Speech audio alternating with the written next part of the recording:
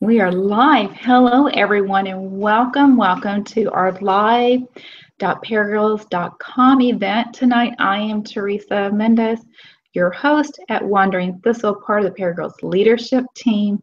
And I'm very excited to introduce to you tonight our very special guest is Dr. Tamika Anderson. Dr. Tamika Anderson is a love, and she's just been a delight to get to know these past few weeks. And she has such a voice, such a message to share. And we wanted to invite her on this platform tonight to give her a chance to educate us on some areas that maybe in some more depth areas that we're not aware of. Her business is Speak Out Enterprises, and she is a coach, she's a speaker, she's a mentor, she is an author of a best-selling international book, Speak Up and Get Out. And there's the rest of it is, go ahead and fill it in for me, Tamika. I've turned my page and here it is. How to survive. The effect of live TV. Go ahead. Yeah, how to survive and thrive after the devastation of domestic violence. Absolutely. Thank you so much for doing that. So Tamika, I'm going to turn it over to you, and I'm going to let you tell the audience just a little bit more about you and your story, and then we'll go into a dialogue and conversation, and I will field questions from the panel as they pop up. Yes, certainly. So Rihanna and Whitney Houston, the late Whitney Houston, both experienced domestic violence, and they're just two of millions of women who have experienced domestic violence. And the sad part is that most women are being abused and we don't even know it. And I was one of those women. I spent 20 years in a marriage and I was being abused, and I didn't know I was being abused until one day a police officer told me, he said, the next time we come back to your home, it's going to be to take you out of here in a body bag. And at that point, I thought to myself, oh my goodness, this is really real. Even after I was passed out, from being strangled, that still wasn't enough. But there was something about what that police officer said to me that I realized that I needed to make a change. I realized that it was a part of my awakening. And so from there, I realized too that something has to be done, because here I was, a woman with the education, resources, transportation, and it was very hard to maneuver through the system. I had slept in my car, had been homeless on 2 different occasions with my daughter because the shelters were full. I found out that there's more shelters in the United States than there are shelters for women and children. And I took a financial hit. And so my voice just began to grow from that. Like, I realized that I no longer needed to live in silence. I needed to begin to speak up, to help other women to be able to speak out. And one of the things that I always ask the women that I work with is, are you showing up as the most powerful and profitable version of yourself? Because I wasn't. I was dealing with emotional abuse, verbal abuse, financial abuse, spiritual abuse, and it took physical abuse for me to realize that I was even being abused. And I didn't know much about domestic violence. I didn't know all of the different dynamics. And one of the things that I stress to women, because they'll say, oh no, I'm not being abused, he doesn't hit me. But it's not about the physical. And I'll say, well, does he check your telephone or your text messages? And they'll say, yeah, he checks my phone all the time. That is a form of abuse.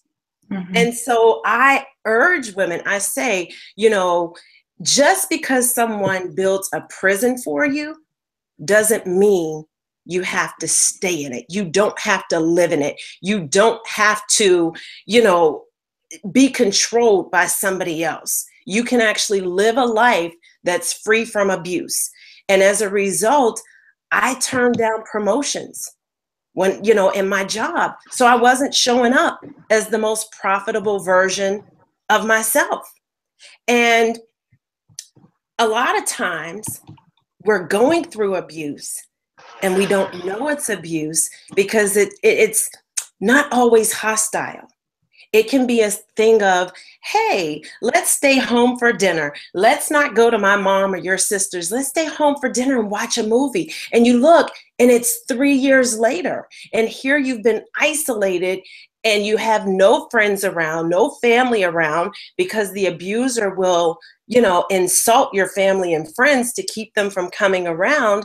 And slowly but surely, your self-esteem, your self-worth, your self-confidence begins to diminish.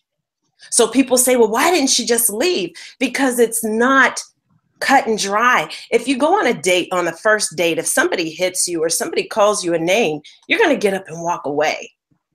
But when you're in a relationship and you've built a bond with someone, it's quite difficult to just walk away because of the time that's been invested. And oftentimes with abuse, there's a lot of brainwashing that goes on.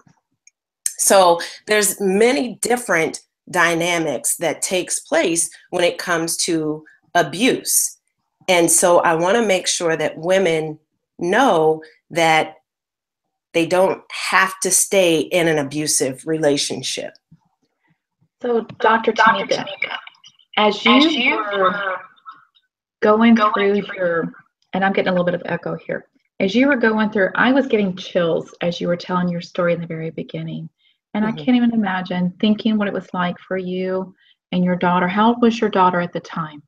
It went on throughout the years, but when she began to witness, because I would hide the abuse from her, when she witnessed the physical abuse, she was 13. But the verbal abuse, she's witnessed it throughout her life. And for you two to have to leave your home environment, leave the safety of your home, and to go to, you said you lived in your car for a while, a couple of times, and the amount of lack of resources or shelters for women and children is greatly, I guess, not available compared to just shelters in general. So have you seen a change in that over these past few years? No, there hasn't been much of a change, which is why I started Speak Up, Speak Out Enterprises. A part of the proceeds we're taking, the majority of the proceeds, we're taking that so we can begin to build centers around the United States where it's not caught up in this red tape, get them in, get them out. After 30 days, we don't care if you go back to your abuser or not. It's sort of that mentality, the 30, 45, 90 day, or, women don't get in at all. So our centers would be like a one-stop shopping. So they would come, get the mental counseling that they need, mental health counseling, legal counseling, medical counseling. So it would be a one-stop shopping to be able to help them. If they want to be entrepreneurs, they would go on that track. If they want to get into a career, it would be a track for a career, but it wouldn't just be get them in, get them out. So what have you found to be the average length that someone remains in a relationship before they're able to break that? Because I know a lot of times, like you said, people are not even aware of it, and then that there's that stronghold, that mental stronghold with that relationship, and it's hard to relieve. So what is the average length of time someone remains in an abusive relationship before they leave?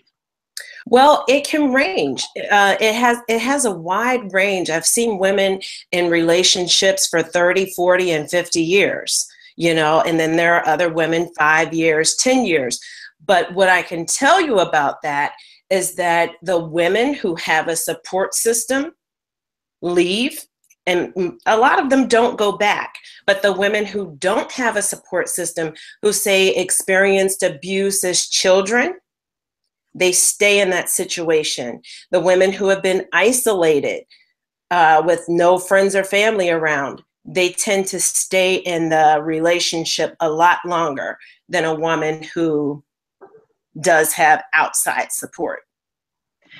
So tell us a little bit more about your business and tell us how we can help you or help to raise awareness for women who Yes. need to come to these shelters, these learning centers, the safe havens. I'll call them safe havens. Yes. So one of the things that we do, we first work on the mindset, because the mindset is the catalyst for success of everything, okay? Because a lot of times you can help a woman who has been in an abusive situation, but because her mindset has not been shifted, she'll go back to the same man. Like, you can teach her how to make money. You can teach her, all the skills that she needs to be on her own, but she'll still feel like she needs her abuser. So the very first thing that we do is we work on the mindset and then move forward from there.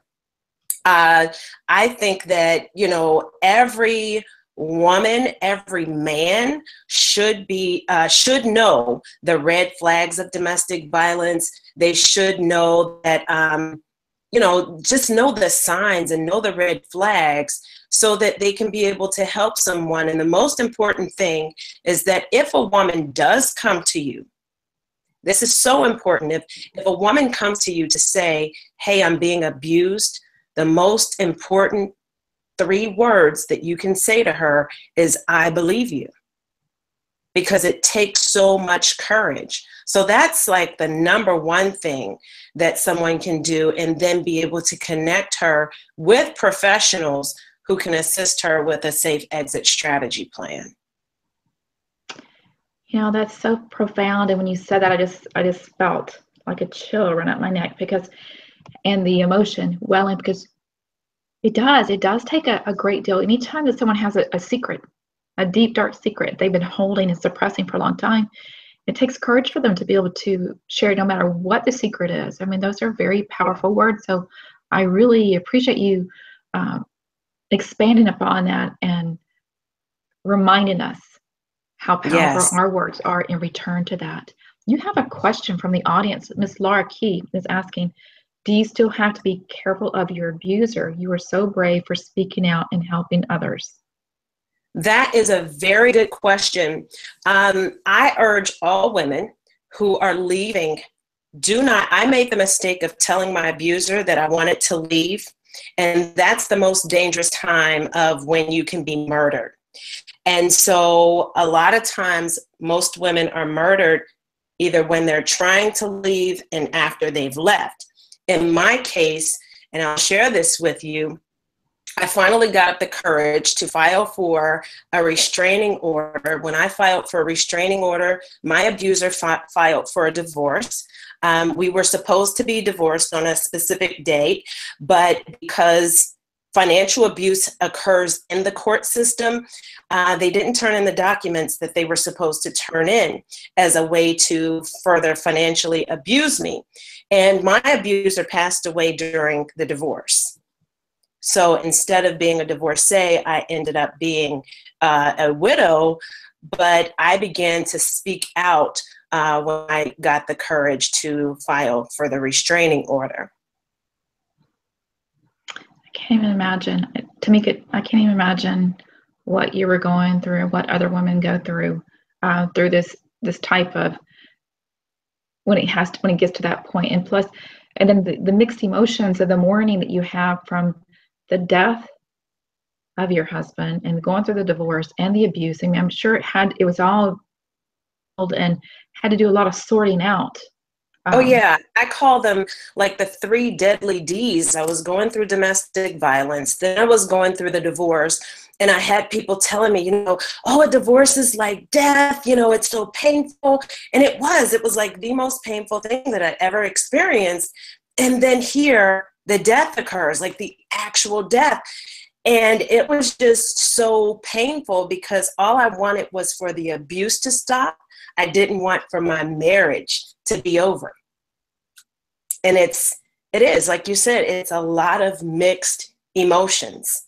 And I tell women, don't be ashamed to go seek professional help, to speak with a professional therapist.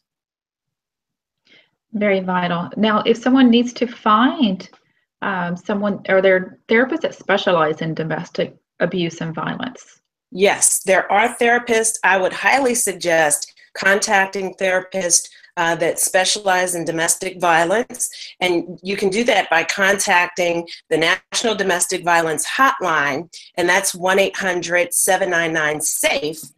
They can contact the National Domestic Violence Hotline, provide their zip code.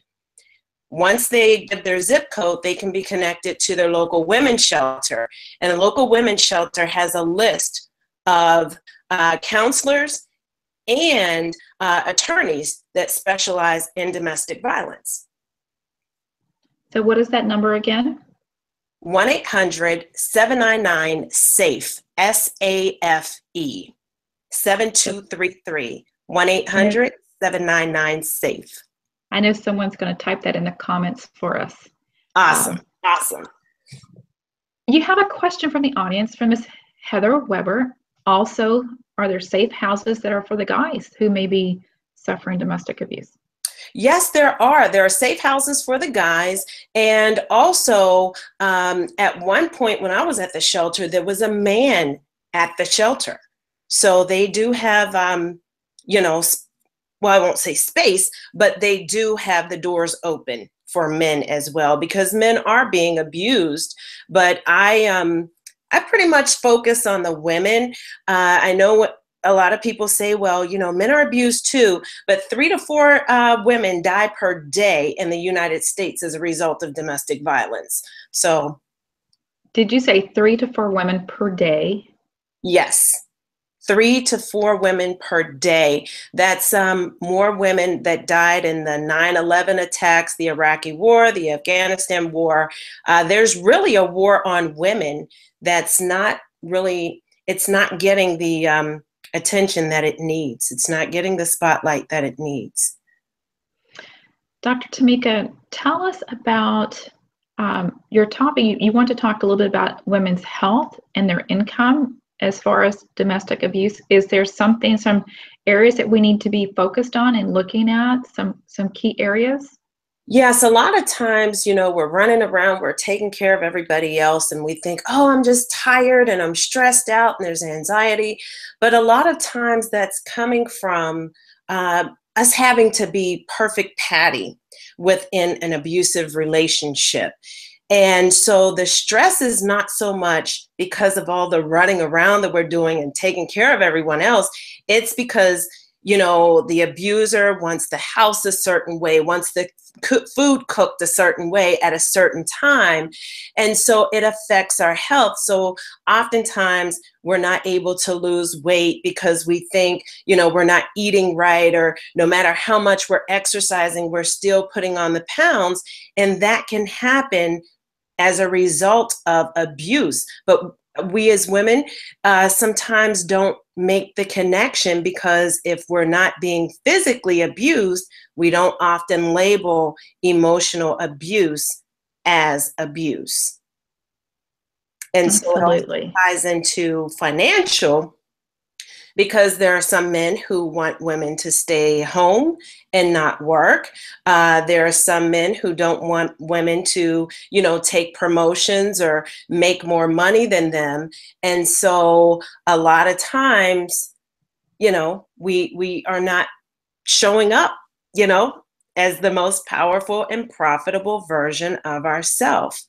So it links so much, because we know that most women, we get paid far less than men, so it's important for us to be financially literate and know all of the different dynamics of our finances. I highly recommend that even if you're making $10 an hour or $10,000 a day, to get a prenuptial agreement, because once you get into divorce court, your life is not your own. Your money is not your own. And these are things that we're just not told. So if someone finds themselves in a situation right now and they're questioning, like they're hearing what you're saying and they're starting to get these little light bulbs are clicking off, what's the first thing you would recommend them do right now? I would recommend that they contact the National Domestic Violence Hotline or contact their local women's shelter. The shelter is not just for shelter. There are different resources there. The main thing is getting a safe exit strategy plan together.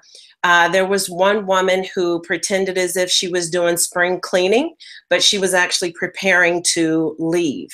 So you want to make sure that you get into a safe place. If you are being physically abused and your life is in danger, I would say get out immediately. I know it's easier said than done, but you only get one life. You can get another house and stuff. That's right. The stuff in the house, the material things, that's the second to your life and to your children. Yeah. So my I question is, yeah, go ahead. Go ahead. No, I was just going to say, I tell people I was living in a Lifetime looking house, Lifetime looking neighborhood, and getting beat like a Lifetime movie, but nobody would ever know because everything was just so beautiful. We were just the perfect family, but that was in public, but behind closed doors, it was a totally different story. And how is your daughter, how have you seen her rise up from this to be a strong woman? Well, it's been a long road, first of all, emotionally, but I have seen her really grow as a result. And one thing I do want to stress is that 2 million plus children per year witness domestic violence. And there are so many children who are being misdiagnosed with ADHD when in fact they have post-traumatic stress disorder. And so as a result, since my daughter's no longer in that environment, her grades have improved. She's the social butterfly now, she's able to recognize and identify, just abusive people, There was one, young little boy her age, he's like 16 and just trying to be very controlling. She's like, nope, mom, can't be bothered, not even as friends, so she's really grown from it. And she's able to help her friends as well as a result, because teen dating violence is rather high. And that's another tragedy, another awareness that needs to be brought on the forefront, that people really just kind of have that little, they kind of want to cover it, put blinders on because they know it's there, but they really don't want to see it or discuss it. Yes. To me, I think that's the biggest tragedy. Yes. You have gotten quite a few comments on the side. You'll have to go back and see them. Okay. Heather says she has been in a physical and emotional abusive relationship that she had to sneak out in the middle of the night. However, her son just went through the same thing. Luckily, she was able to get him with her. So there's several ladies that feel like they have experienced emotional abuse, and they feel like sometimes that may be more traumatic to their psyche than the physical abuse. Yes. Do you want to talk about that for a moment? Yes. Emotional abuse can also be linked to a term that's derived from a 1940s movie called gaslighting. And that's when an abuser plays games with your mind to make you feel as though you're going crazy. Mm. And they also play a game called word salad. That's where they twist your words around and they tell you that you've done something that you didn't do, or, they'll move something and tell you that you misplaced it. When it comes to emotional abuse, as I said earlier, I would highly suggest that you speak with a professional and begin the journey of healing, so that you can, because if you don't take on that task of really healing yourself from the inside out, you're going to continue one relationship after another of abusers. And that was my issue. I married my mother. Oh, okay. When I was younger, even into adulthood, my mother was very abusive. And my husband even witnessed the abuse. But I ended up pretty much marrying my mother. So those same types of traits. So yes. Tamika, I think you're very brave for being here and sharing your story. How can, and I just love your courage. I love your heart. How can individuals connect with you beyond here? Okay, I am on all social media platforms as at Dr. Tamika Works. And I also have a website, tamikaanderson.com, and that's Tamika Anderson with an SON.com. And I also have a free gift for the PeriGirls. So they can text the word thrive to 412-201-0224. And again, that's 412-201-0224. And if they text the word thrive, they're going to get a free gift. And it's like that warm cookie that comes straight out of the oven. It's good. Those are the best gifts and the best cookies, and they turn into the best hugs. I love hugs. Yes. So we will type that number into the chat, and I'll actually give it into the PeriGirls, the group as well. So, okay. Dr. Tamika Anderson, I just have enjoyed this time here with you, and I cannot believe the time has just gone by so quickly. We still have a few more minutes. Thank you, Heather, for typing that in there. Ladies, if you have any other questions, feel free to type them in, and I will fill them over to Dr. Tamika Anderson. She has just been a light shining into the darkness, and she has a voice, and we want to help get her voice out there. So she is a PeriGirl. She's in the Heart Tribes as well. And Joanne, it has been 30 minutes, and it's just gone by so quickly. So Tamika, is there anything else you would like to say in closing while we're waiting to see if there's any more questions? I just want to say, use your voice. There are people out here who will support you, and share your story, share your message. And when you share your story, don't get stuck in your story, but share your story from a place of courage. And it's going to help somebody else. It will inspire and empower other women who are suffering in silence, and men, because I've had a lot of men who follow me. Tamika, I think it's absolutely, your words are like fire. They're just on fire, and you're going to continue to blaze a path to help others in this situation. And I believe that God always makes something good out of bad, and you are the goodness, and sharing your experience is the goodness in that. So I just thank you so much for being our guest here tonight. Ladies and gentlemen who are watching this, be sure and type in the comments how much you enjoyed Dr. Tamika. Be sure and you follow her on her social media. Connect with her if you need to. And I want to mention her book one more time. Her book is Speak Up and Get Out: How to Survive and Thrive After the Devastation of Domestic Violence. Her company is Speak Up, Speak Out Enterprises. Dr. Tamika, thank you so much for being our very special guest tonight. All right. Thank you. And thank you to our audience members. Thank you for all of you that were here, that joined in, for your comments and your questions. You are important to us as well. And thank you, replay viewers. Again, we thank you. I am Teresa, part of PeriGirl Leadership Team. You can find me at Wandering Thistle. Thank you so much again for being here, and we're going to sign off. Have a great and blessed evening.